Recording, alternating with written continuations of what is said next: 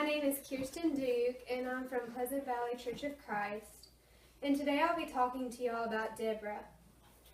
Have you ever been through rough times where it was difficult to be brave, or to be a leader, or to trust in God? Did you pray to God and ask Him to make you a leader, to make you brave, to help you trust in God again? Last summer was probably the worst summer of my life. Long story short, my dad will never come home because of his foolish actions. When my dad was violent and abusive to my mother, sister, and I, it was hard to be brave, to trust in God, and to be a leader for my family. When I started learning about Deborah, I thought, wow, I wish I could be like her. Deborah was a leader. She was brave and she trusted in God. Please turn with me to Judges chapter 4.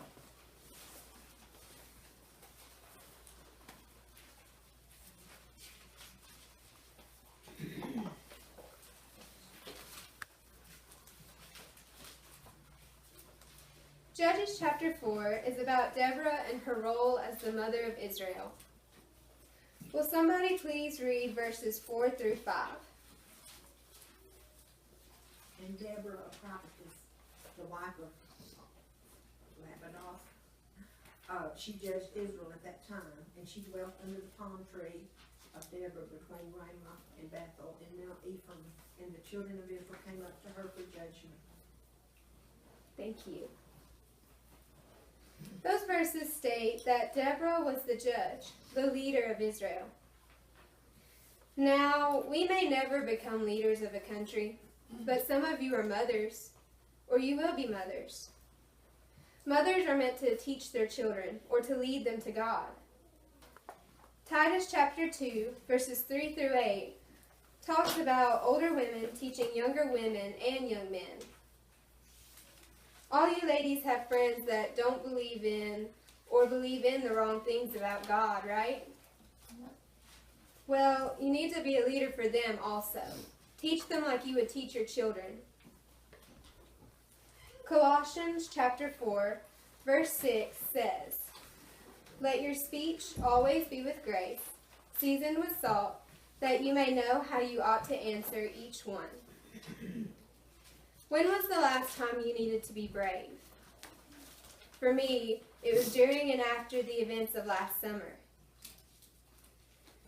Deborah wasn't afraid to stand up during a time where women were seen as property.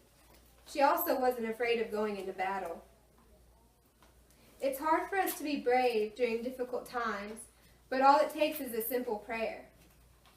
Philippians chapter 4, verse 6 says, "Be anxious for nothing, but in everything by prayer and supplication, with thanksgiving, let your requests be made known to God."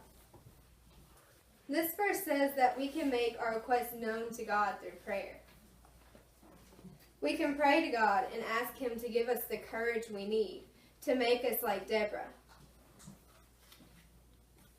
We can see that Deborah trusted in the Lord by her words and actions.